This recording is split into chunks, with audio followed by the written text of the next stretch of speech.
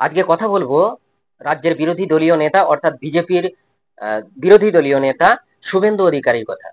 আপনারা থাম্বনেল দেখেই বুঝতে পারছেন যে the diary of Suvendu Adhikari. এই শুভেন্দু অধিকারী পশ্চিমবঙ্গে বিজেপির দায়িত্ব পাওয়ার পর কি কি ক্ষতি হয়েছে এবং শুভেন্দু অধিকারীর জন্য বিজেপির বিজেপির কি কি ক্ষতি আরো হতে পারে সেগুলি তুলে ধরবো নিউজ 10 বাংলার মাধ্যমে। দর্শক, আপনারা জানেন যে শুভেন্দু অধিকারীকে ইদানিং রবীন্দ্রনগর মহেশতলার রবীন্দ্রনগর একটা মন্দিরে প্রবেশ করতে দেওয়া হচ্ছিল না। জানেন, মহিলারা সেখানে গো ব্যাক স্লোগান দেয় আর সেই ভিডিও সোশ্যাল মিডিয়ায় ভাইরাল হয়। দেখুন আগে সেই ভিডিও।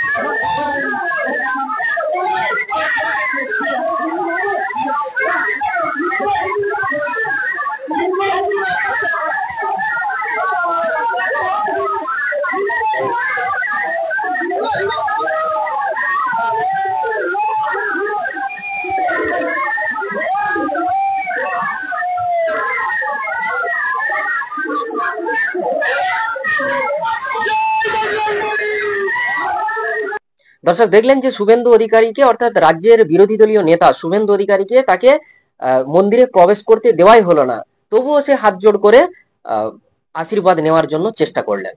এই শুভেন্দু অধিকারীর জন্যই বঙ্গের মাটিতে বিজেপি সরকার আসতে পারছে না বলছেন নেটিজেনরা।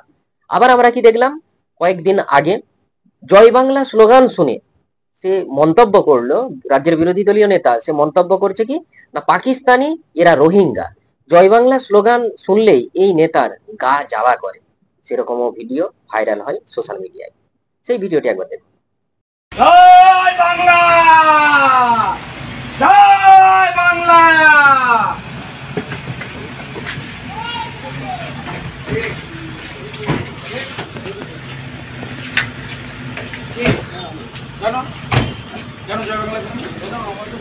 জয় শ্রীরাম, জয় শ্রীরাম, জয় শ্রীরাম, জয় বাংলা, হিন্দুর বাচ্চা, জয় বাংলা, জয় বাংলা, তোর মমতাকে তোর জয় বাংলা, মমতা জয় বাংলা, হটো গিয়া, জয় বাংলা, হটো গিয়া, সালা পাকিস্তানি, জয় হটো, রোহিঙ্গা, রোহিঙ্গা, आप रहिंगा हो, जय बांग्ला, रोहिंगा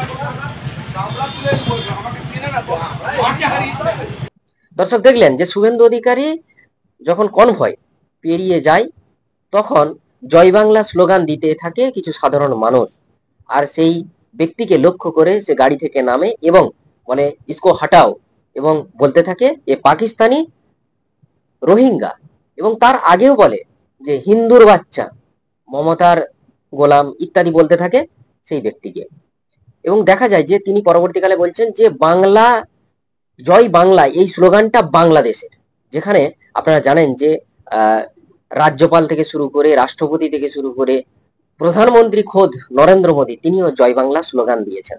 তাতেও এই শুভেন্দু অধিকারীর মতো ব্যক্তিত্ব জয় বাংলা স্লোগানকে মানছেন না, তবুও শুভেন্দু অধিকারীর মতো কিছু বিজেপির লেভেল সাটা নেতা জয় বাংলা মানেটা কি, জয় বাংলা মানে হচ্ছে বাংলার জয় হোক, তাই তো? তাহলে কোনো বিজেপি নেতা যদি সে নেতা হয়, যে কোনো দলের নেতা হয়, সিপিআইএম হোক, কংগ্রেস হোক, বিজেপি হোক, তৃণমূল কংগ্রেস হোক, আইএসএফ হোক, আরো অনেক রাজনৈতিক দল আছে তাদেরই হোক, জয় বাংলা স্লোগান শুনে যদি আপনার অন্তরটা পাষাণ হয়ে যায়, গাড়ি থেকে নেমে তাদেরকে রোহিঙ্গা বলতে থাকেন, পাকিস্তানি বলতে থাকেন, তাহলে আপনি কিসের নেতা হে শুভেন্দু অধিকারী? আপনার লজ্জা পাওয়া উচিত এই বিষয়টাতে। কারণ বাংলাতে আপনিও বাস করছেন, সকলেই চাই আমরা জয় বাংলা, বাংলার জয় হোক। তা বলে এই জয় বাংলা স্লোগান তৃণমূল কংগ্রেসের স্লোগান নয়, এটা বাংলার স্লোগান, মনে রাখবেন। এরপরে আমরা কি দেখলাম, গতকাল আমরা দেখলাম যে কোচবিহার এসপি অফিসে ডেপুটেশন দিয়ে ফেরার সময় শুভেন্দু অধিকারীর কনভয়ে অ্যাটাক করা হয় এবং সেখান থেকে শুধুমাত্র মুসলিমদেরকে দেখিয়ে গোল গোল দাগ দিয়ে সেখানে কি করা হলো, মার্ক করা হলো এবং রিপাবলিক বাংলা সেটাকে ঢালাও করে প্রচার করলো যে রোহিঙ্গারাই করেছে। যেহেতু রাজ্যের বিরোধী দলীয় নেতা শুভেন্দু অধিকারী, বিজেপির বিরোধী দলীয় নেতা উপর হামলাটা হয়েছে, তাই রিপাবলিক বাংলা তারা কিন্তু ক্ষেপে গিয়েছে একেবারে, এবং গাড়ির কাঁচ ভাঙা হয়। তারপরে বলা হয় যে এই যে খয়রাবাড়ি একটা মসজিদ কোচবিহারের, এরকম একটা ভিডিও দেখানো হয় যে কোন জায়গাতে আমাকে অ্যাটাকটা করা হয়েছে, কোথা থেকে কারা অ্যাটাক করেছে, কারা মেরেছে, এরকম একটা পোস্ট শুভেন্দু অধিকারীর ফেসবুকে দেখা যায়। এবং সেখানে তিনি বলেন এটা বাংলাদেশি রোহিঙ্গাদের কাজ, এরকম একটা মন্তব্য করে বসান। দর্শক, এই যে অ্যাটাক, তার ছবি আপনারা ইতিমধ্যেই দেখতে পাচ্ছেন। এরপরে এই যে পুরো ভিডিওটা কিভাবে অ্যাটাক হলো, সত্যি কি কাজ ভাঙলো কিনা ইত্যাদি সেই বিষয়গুলো ছবিতে দেখছেন। এখন আমরা ভিডিওটা দেখাবো, একবার দেখুন দর্শক ভিডিওটি।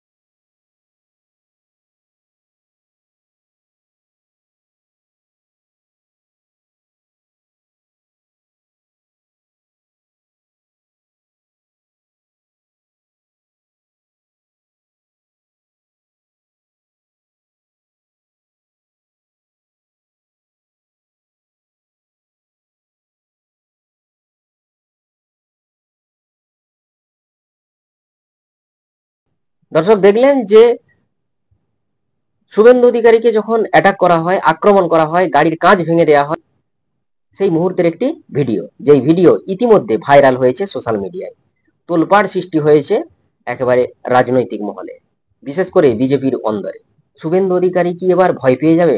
শুভেন্দু অধিকারী রাজ্যের বিরোধী দলীয় নেতা, তাকে রাজ্যের বিভিন্ন প্রান্তে যেতে হয়, তার তাহলে কি হবে? শুভেন্দু অধিকারীর অ্যাটাকের, এই যে কোচবিহারে অ্যাটাক, এই কোচবিহারে অ্যাটাকের পরেই কিন্তু শুভেন্দু অধিকারীর নিরাপত্তা রক্ষীদের পরিমাণ বাড়িয়ে দেওয়া হলো, আরো কড়া করা হলো। এরপরে আজ কি করা হলো না, শুভেন্দু অধিকারীকে অ্যাটাক করা 7 জন ব্যক্তিকে গ্রেপ্তার করা হয়েছে, তার মধ্যে 3 জন হিন্দু। এটা বলি আপনাদেরকে, হিন্দু, শুধুমাত্র মুসলমানরা এখানে ইনভলভ নয়। আজকে আদালতে তোলা হয় এবং রিমান্ডে নেওয়া হয়েছে।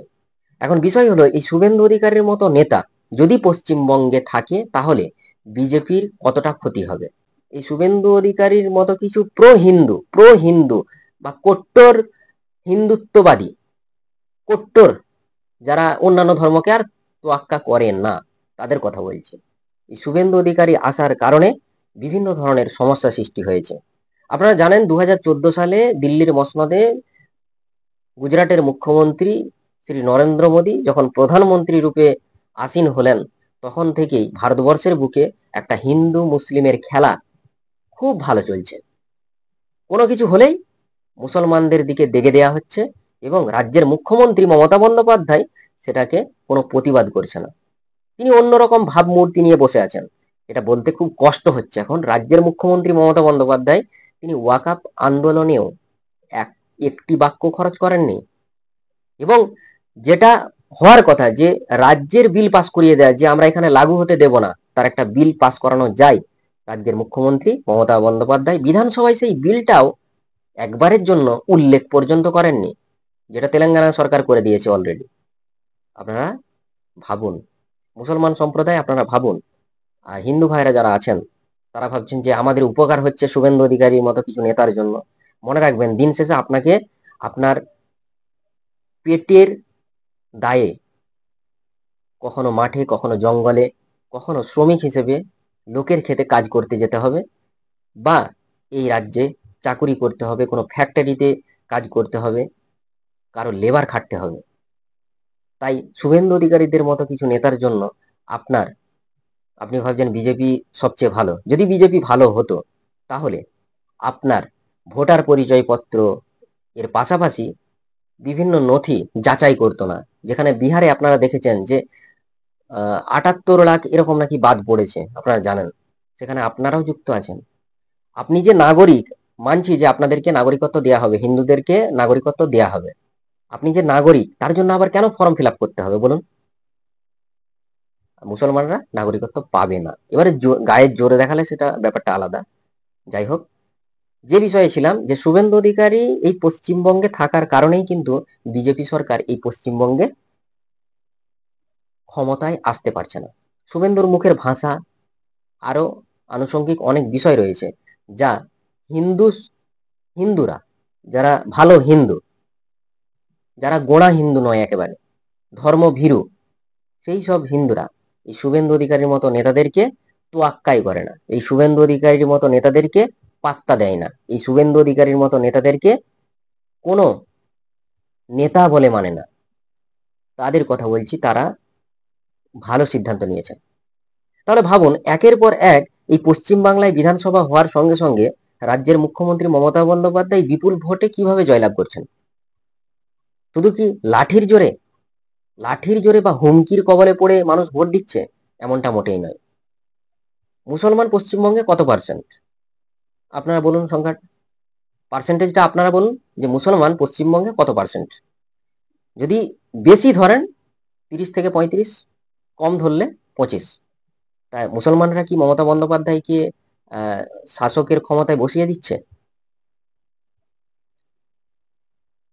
না, আপনারাই ভোটটা দিচ্ছেন, আপনারাই।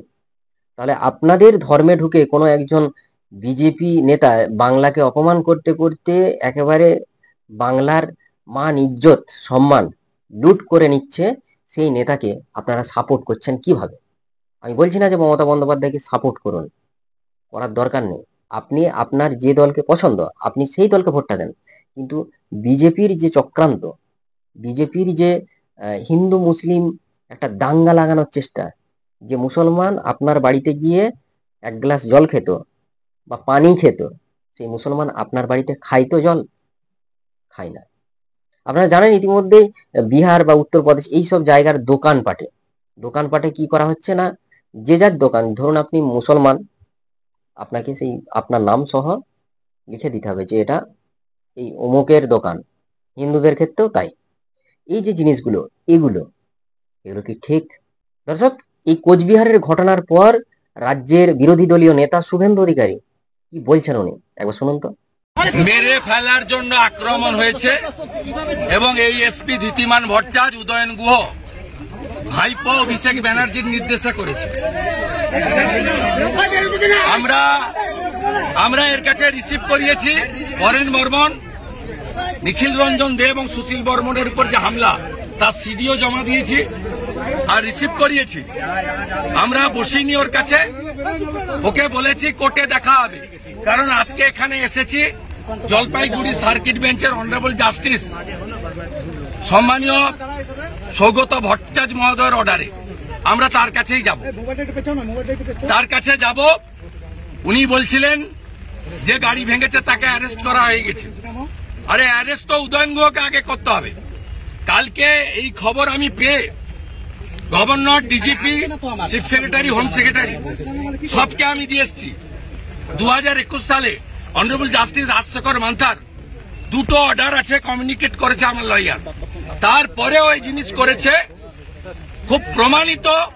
পুলিশ বিরোধী দলনেতাকে খুন করতে চেয়েছিল।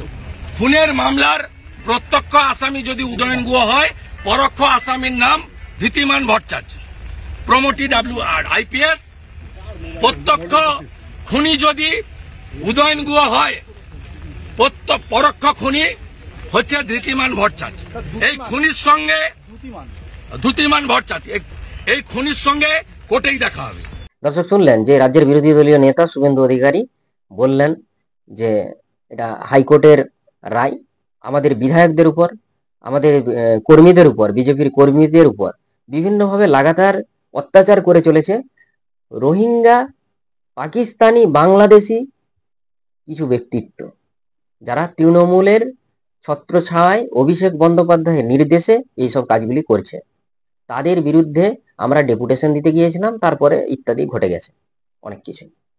দর্শক, একের পর এক শুভেন্দু অধিকারীর যে বক্তব্য, দিলীপ ঘোষ যখন ছিলেন, দিলীপ ঘোষ এই মুহূর্তে কিন্তু সচেতন হয়ে গিয়েছেন। আপনারা জানেন যে বিবাহের পর সে কিন্তু একটু পরিবর্তন হয়েছে। উনি তো দেখছেন যে বাংলার খাবো, বাংলার করবো, বাংলাকে অপমান করব, এটা হতে পারে না। তিনি অনেক কিছু কথা বলেছেন, কখনো চালিয়ে দিয়েছেন বুলডোজার কথার মাধ্যমে, কখনো বলেছেন গোমূত্র মানে গরুর দুধে সোনা পাওয়া যায়, গোমূত্র পান করলে করোনা চলে যায়, ইত্যাদির মতো অনেক কথা। কিন্তু এই রাজ্যের বিরোধী দলীয় নেতা শুভেন্দু অধিকারী প্রো হিন্দুত্ববাদী মতবাদে বিশ্বাস করে হিন্দুদেরকে খেপিয়ে তুলছে। কেমন ভাবে? হিন্দু হিন্দু আপনাদেরকে জাগতে হবে। কখনো তিনি মন্তব্য করে বসছেন যে পশ্চিমবঙ্গকে গাজাতে পরিণত করতে হবে। আপনারা জানেন যে ইসরায়েল আর ফিলিস্তিনের যে যুদ্ধ, সেই যুদ্ধ এখন সবকিছু নিঃশেষ করে দিয়েছে তাদের। তার মতো নাকি করতে হবে এই পশ্চিমবঙ্গকে। শুভেন্দু অধিকারীর বক্তব্য, ভাবতে পারছেন? আর আপনি সেই রাজ্যে বাস করছেন, হিন্দু মুসলিম নির্বিশেষে আমরা এই পশ্চিমবঙ্গে বাস করছি, আর সেখানে এই শুভেন্দু অধিকারীদের মতো নেতারা থেকে বিভিন্ন অশালীন মন্তব্য করছে, বাংলাদেশি বলে আখ্যায়িত করছে। শুভেন্দু অধিকারী তিনি নিজেই বলেছেন যে আমার মা বাংলাদেশ থেকে এসেছে 1960 সালে। তাহলে সে কিভাবে সবাইকে বাংলাদেশি বলতে পারে? সেও তো রোহিঙ্গা হতে পারে, হিন্দু রোহিঙ্গা হতেই তো পারে, তাই না? 1960 সালে আসছে, সেই দল এনআরসির জন্য দাবি করে, সেই দল এনপিআর এর জন্য দাবি করে, সেই দল সিএ এর জন্য দাবি করে। নিশীথ প্রামাণিক আপনারা জানেন, সেও বাংলাদেশ থেকে আসছে। এখানে কি হয়েছে? একদম মন্ত্রী হয়ে গিয়েছেন বিজেপির। ভাবতে পারছেন? কেন্দ্রীয় মন্ত্রী নিশীথ প্রামাণিক। ভাবুন, এদের লজ্জা নেই, এদের লজ্জা নেই। দর্শক কি বলবেন জানাবেন কমেন্ট বক্সে। দেখতে থাকুন নিউজ 10 বাংলা। ধন্যবাদ।